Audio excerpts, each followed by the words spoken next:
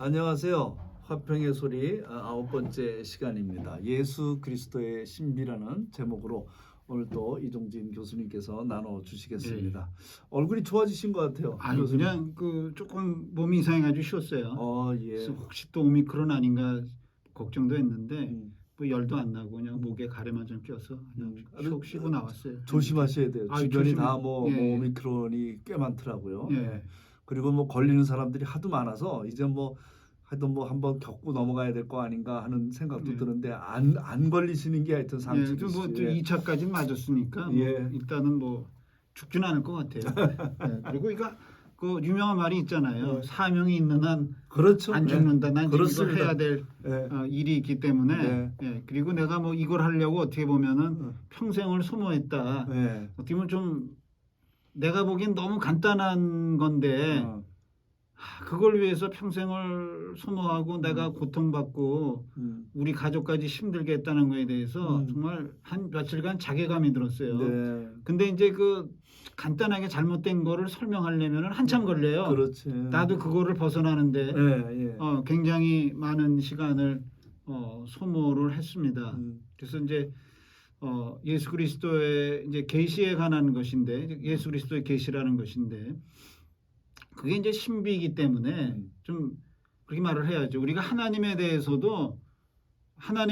최종 결론은 잘 알 수 없다는 거예요. 근데 이제 예수는 어떻게 보면은 하나님보다는 더 잘 알 수가 있어요. 그렇죠. 왜냐하면 하나님은 그렇죠. 형상도 없고 네. 보지도 않는 분인데 예수님은 이제 그 하나님의 성품을 가지고 우리말로 DNA를 가지고 이 땅의 형체를 가지고 와서 역사 속에서 구체적으로 어떤 일을 하고 말씀을 하셨고 행동을 보여준 게 있기 때문에 네. 하나님에 대해서 더 많이 알려주시는 분이에요. 네, 맞습니다. 그래도 네. 최종적으로는 예수 그리스도가 우리를 가운데 알 수 없는 몇 가지 이상한 점을 가지고 있습니다. 우선 뭐 탄생부터도 우리가 지금 어떻게 된 건지 좀 알 수 없는 신비고, 그 다음에 그 십자가의 고난이라는 것들도 그 의미가 뭐 어떤 대속이다, 뭐 구속이다, 뭐 여러 얘기가 있지만 또는 초대교회에서 이제 그 외에 다른 견해인 이제 악과의 싸움에서 승리하신 분이다, 뭐 이런 것도 이제 있고, 뭐 또 우리를 위한 희생 제사다, 뭐 이런 여러 가지가 이제 해석이 있지만 그것도 최종적으로 몰라요. 그리고 왜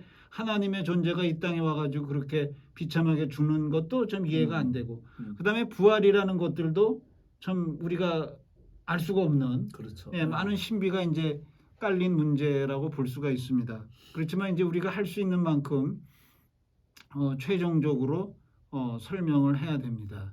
여기서 이제 제일 먼저 용어 문제부터 좀 이제 규명을 하고 넘어가야 되는데, 이 복음이라는 것이 루터가 나타나기 전까지는 복음이라는 것은 복음서가 복음이에요.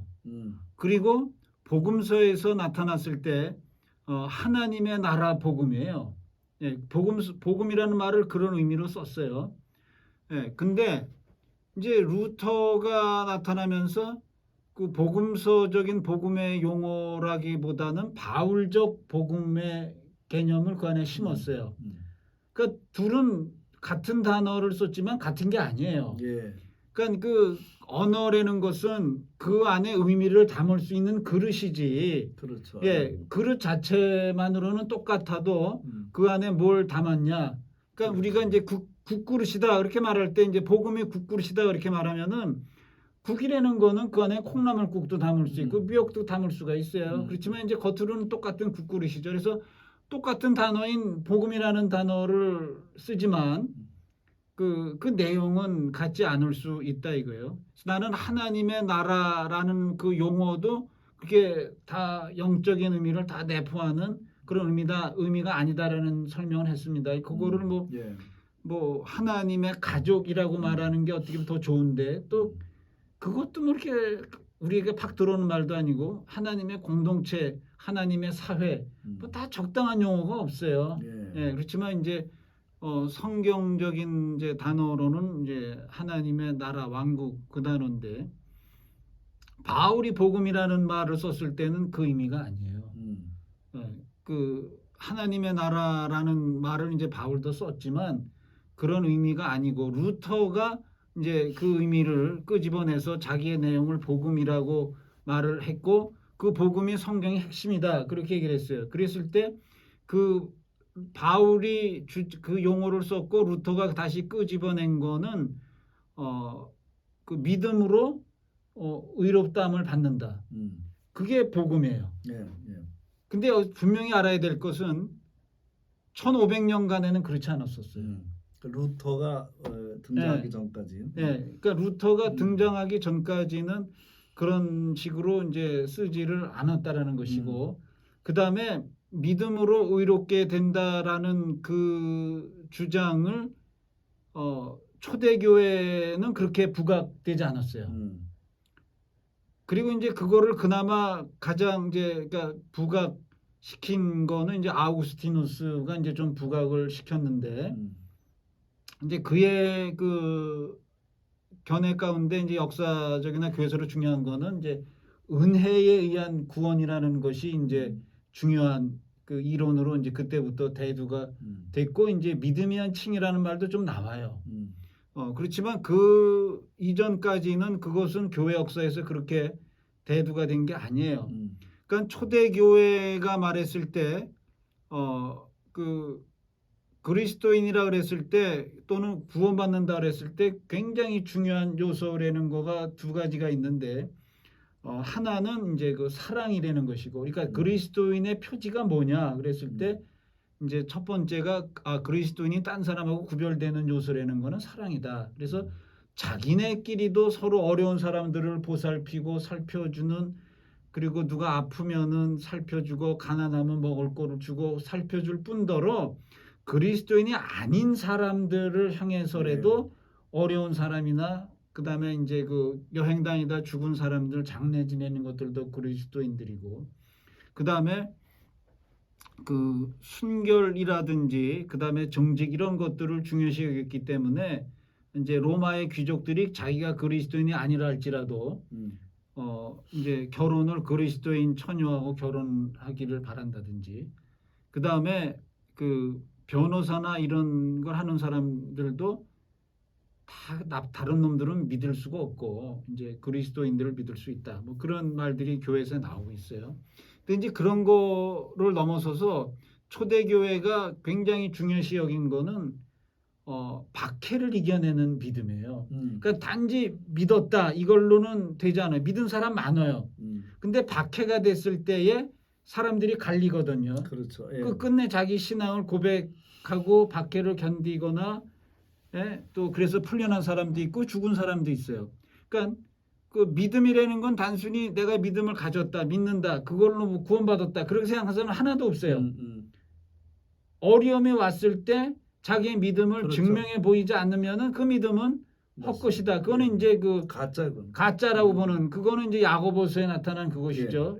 그 행함에 따르지 않는 믿음은 잘못된 것이다. 그래서 초대교회의 그 믿음이나 구원에 관한 것은 그 이 세상을 이겨내냐, 이겨내려는 것들이 이제 가장 그 최악의 경우는 박해고, 그렇지 않은 건 이 세상에 좋지 않은 많은 풍토 속에서 자기의 그 옳은 그 순수함을 지키냐 못 지키냐, 그것이 지금 이제 그들의 중요한 문제였어요. 오늘날로 보면은 오늘날은 뭐 그리스도인 돼가지고 뭐 잘 살고 뭐 출세하냐 그랬지만 그 시대는 전혀 그게 아니에요. 그거보다는 하늘나라의 소망을 가지고 얼만큼 잘 이 세상과 이렇게 대립적인 입장에서 쓰냐라는 것이고, 그 다음에 이제 이 세상에서 바르게 사느냐죠. 그쵸? 예수님께서 일러준 대로.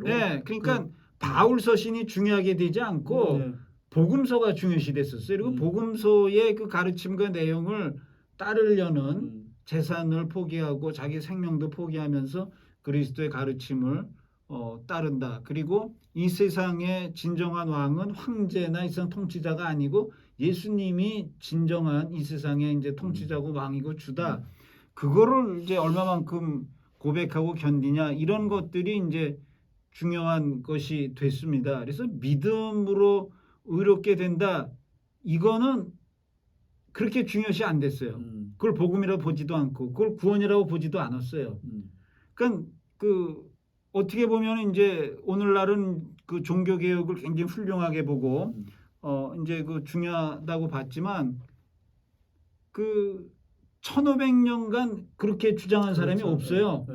그래가지고 이제 그 루터가 자기 이제 복음이라고 해서 그거를 이제 들고 나왔을 때 그 사람이 그 당시 신성 로마 제국 황제였던 뭐 찰스 5세 또는 뭐 칼 5세 하고 이제 저 대립을 했는데 그 찰스 5세가 한 말 한마디로 그 루터 말은 반박됐어요. 뭐냐면은 이 미친놈아. 그러면 1000년간 중세시대 모든 박사 교본 다 틀리고 너 혼자 오르냐.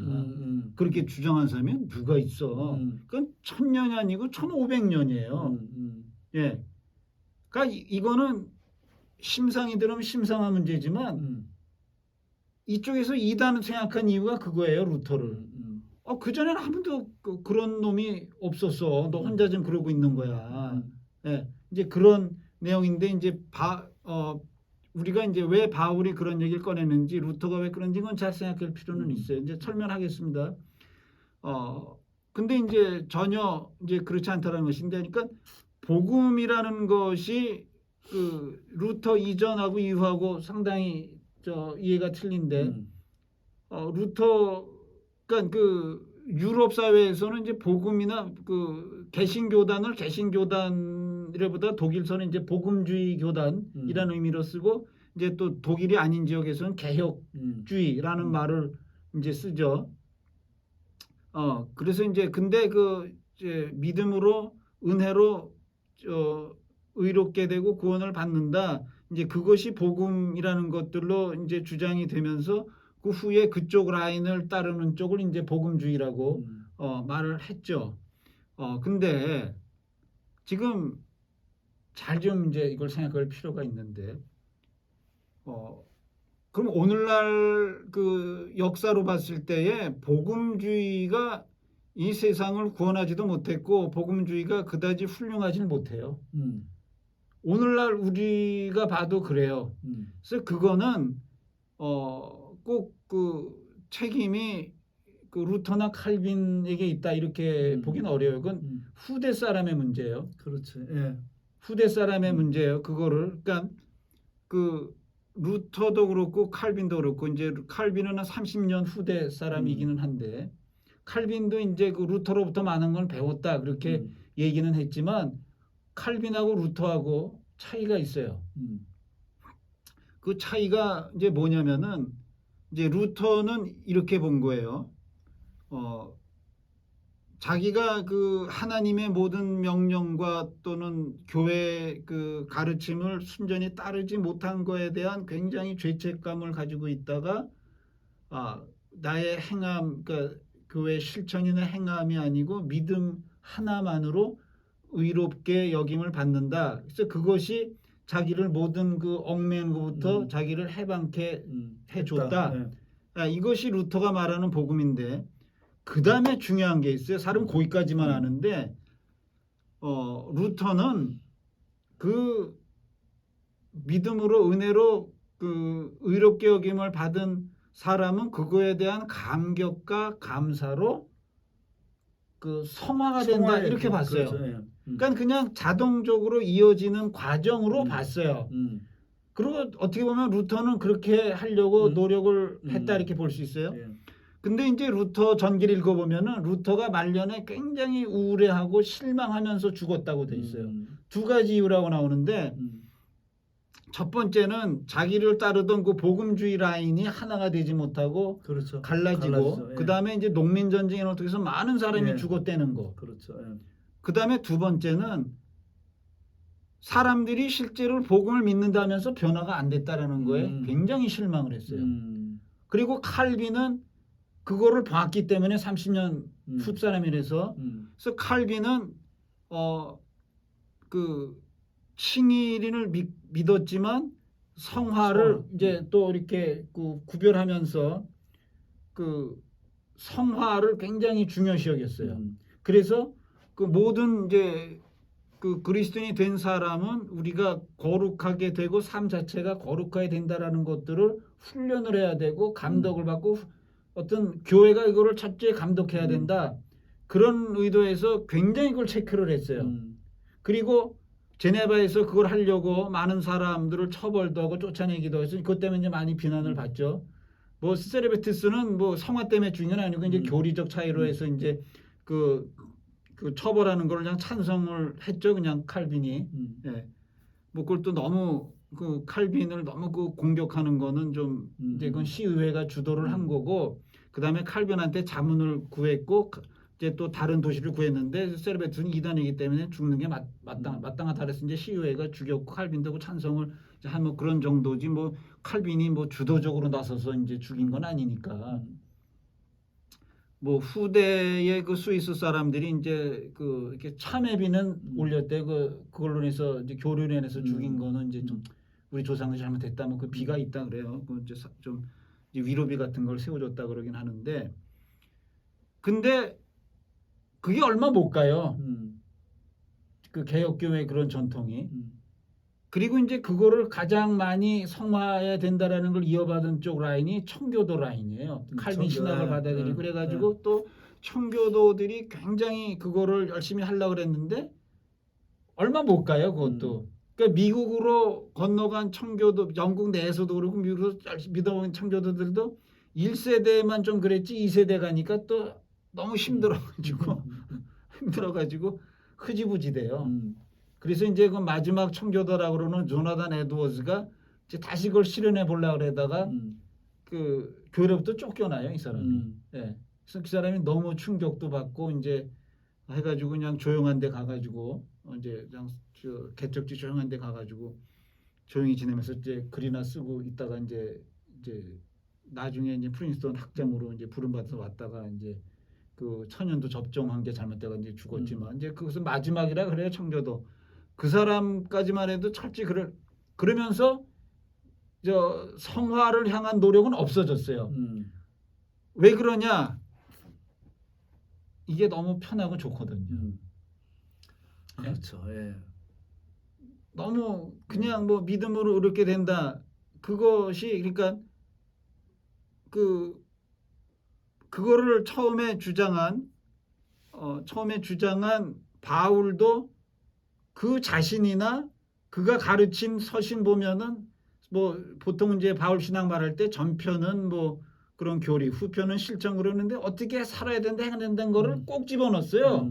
예. 그러니까 그 사람도 그거를 강조를 했죠. 똑같이 강조를 했죠. 그리고 결론은 이거예요. 이렇게 살아야 된다. 예, 거룩한 삶을 살아야 된다. 근데 이제 그랬고 루터도 성화를 강조 못했지만 다 당연히 그 감격으로 성화 쪽으로 나갈 거다 이제 봤고 또 칼빈이 보니까 그렇게 안 나가니까 이거를 철저히 해야 된다는데 그것도 실패를 했어요. 예, 청교도 또 실패하고.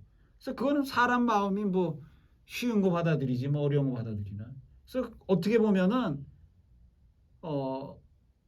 루터로부터 시작된 그 복음이라는 것들은 역사적으로 죽었다 그렇게 봐도 돼요. 예, 죽었다. 그럼 그 사람들의 이제 내용을 이제 말해야 되는데, 그럼 예수님하고 그게 무슨 상관이냐? 이제 그랬을 때 우리가 예수님을 우리의 구원자로 고백하는 것이 이제 그 중요한 문제인데, 예수님을 구원자로 보는 거는 전체 중에 한 부분이에요. 그래서 좀 중요한 문제는 부분과 전체라는 것인데, 진리라는 것이 거짓이 되는 경우가 있는데, 이게 이제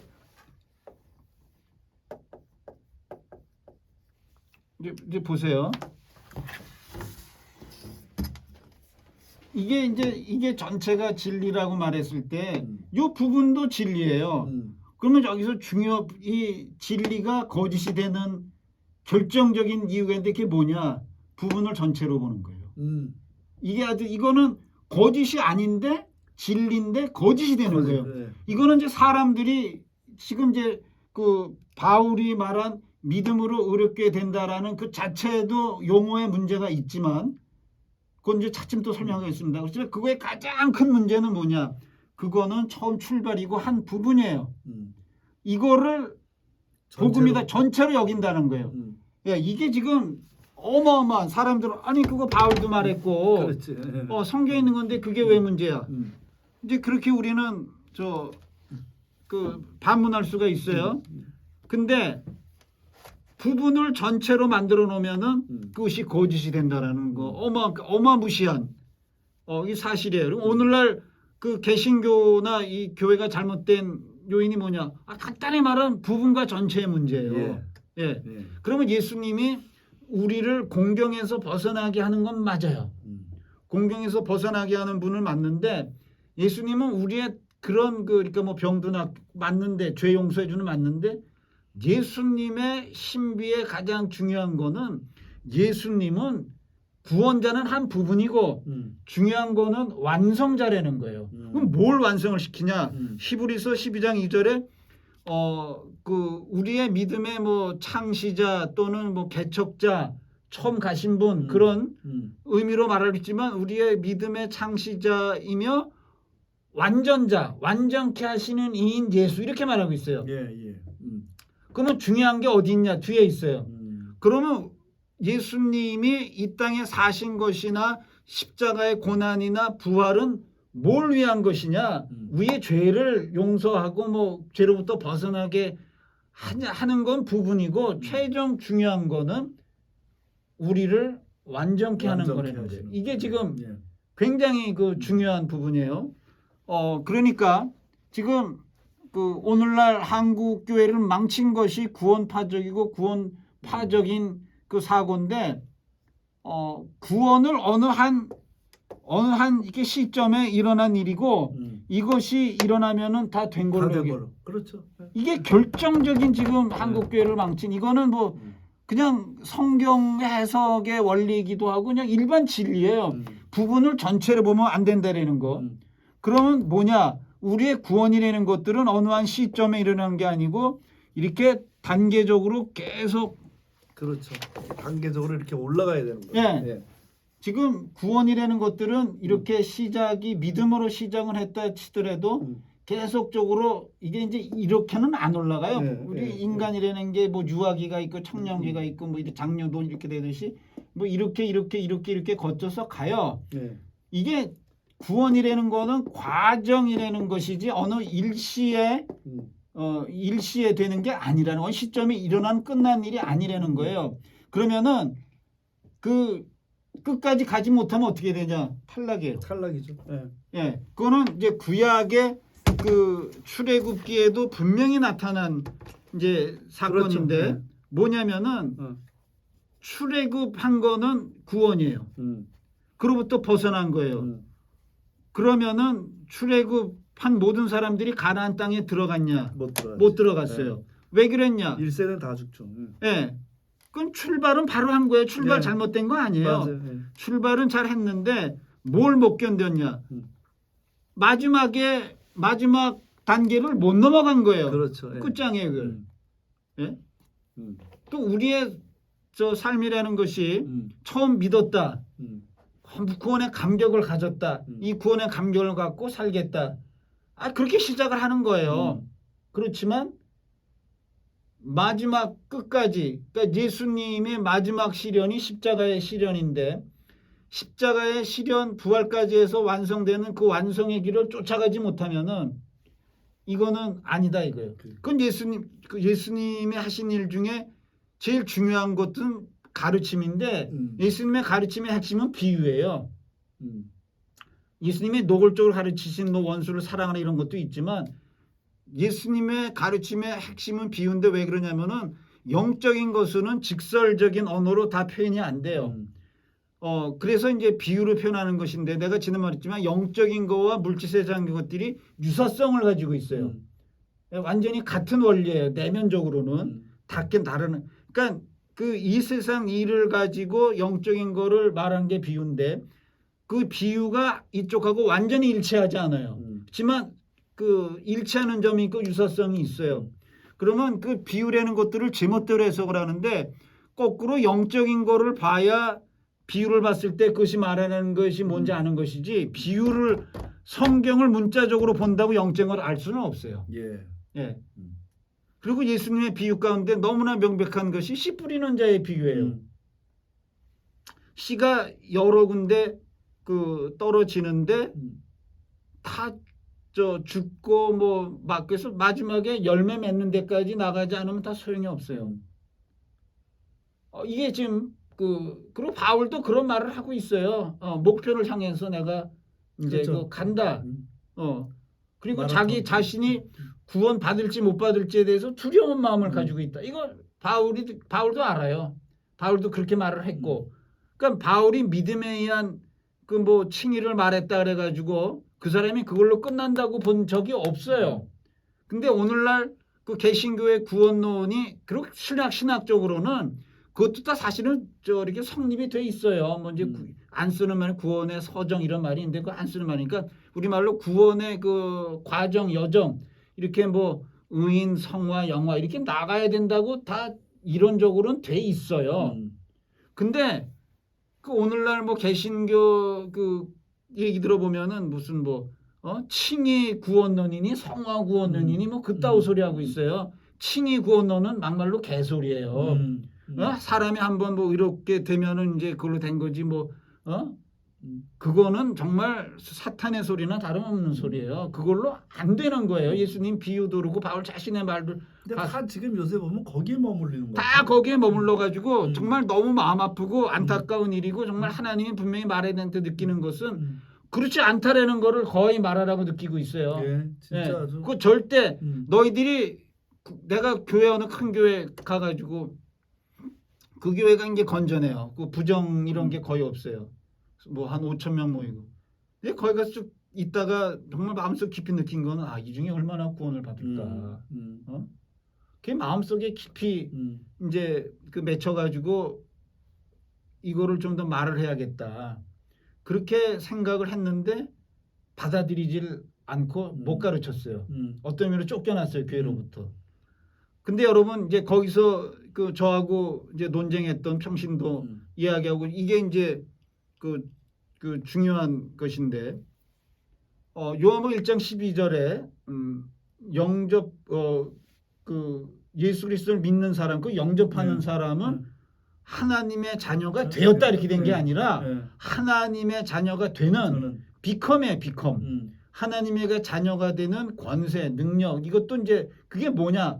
뭐 힘이라고 봐도 되고 뭐 여러 가지예요. 지혜라고 봐도 되고 그거를 예수님부터 얻는다라는 거예요. 그리고 이제 요한복음이 말할 때 믿음이라는 것이 여러 의미가 있으니까 그 중에서 이제 거기서는 믿음이라는 거하고 영접하는 거하고를 이제 연계시켰어요. 예.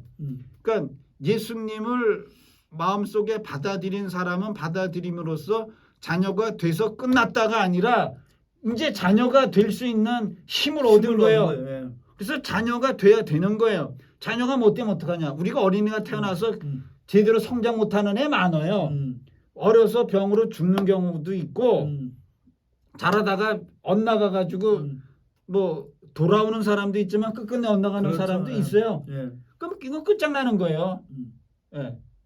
끝장나는 거예요. 그 예수님도 요한복음 15장에 명백히 말을 했어요. 무엇이냐면은 물은 내 안에 있어서 열매를 맺지 아니하는 가지는 자른다. 예. 자른다 이거예요. 분명한 말이 있죠. 예. 있는데 그거를 다 무시하고 바울의 말 중에 일부분만 따다가 구원에 만들어서 쉽게 구원을 막 뿌리는 싸구려로 뿌리는 은혜를 만들어 놓은 게 복음주의다 이거예요. 그 복음주의가 이단이에요. 오늘날 복음주의는. 예? 정말 다른 이단이나 똑같은 많은 사람을 구원의 길로 못 가게 하는 거기에 안주하고 있는 이단이에요. 이거 예, 이단이라고 하면 펄펄 뛰겠지만 아니 예수님 말하고 틀리고 바울 전체만 틀린데 그걸 이단이라고 말해야지. 그럼 많은 사람을 구원으로 못 가게 하는데 예. 가로막고 있죠. 가로막고 있는 거예요. 지금 이게 많은 사람들이 뭐 지네는 구원받을 줄 알고 헛된 소망을 갖고 있는데 전혀. 예? 그러면은 여기서 이제 더 조금 시간이 다 돼가지만 좀 더 깊이 들어갈 필요가 있어요. 뭐냐면은 아까 말한 뭐 의인, 성화, 영화 이런 게 있지만 이제 처음 부름 받은 사람은 이제 이제 아우구스티누스의 이제 이론 나오는데 예정 선택과 예정이라는 얘기를 꺼내요. 그래가지고 이제 처음에 믿은 것도 은혜고 그다음에 그 길을 가게 하는 것도 은혜고 그거를 그 많은 어려움을 견디게 하는 것도 은혜다. 그래가지고 은혜로 구원받는다 이렇게 얘기를 해요. 그러나 그것도 웃기는 소리예요. 예수님의 비유도 그렇지도 않고 그다음에 예수님의 그 비유 가운데 이렇게 말하고 있어요. 부름받은 사람은 많지만 택함을 받은 사람은 적다. 이렇게 말하고 있어요. 그러니까 그 말은 여러 사람을 부른다는 거예요. 믿게 그렇죠. 한다는 거예요. 그러면 그 말을 받아들일 만한 모든 사람한테 다 전하는 거예요. 그렇지만 그 사람이 잘 성장해서 그 올바른 존재가 되어야 진정한 구원의 선택으로 들어간다는 거예요. 예. 예. 그러니까 이거는 전혀 그건 아우스티누스의 자기 혼자의 그 바램이고 정말 뇌피셜이고 생각이지 예, 전혀 아닌데 정말 믿음으로 은혜만 구원받는 게 얼마나 은혜스러운 말이에요. 좋은 말이고 전혀 아니라는 거예요. 그다음에 이제 또 이런 게 있어요.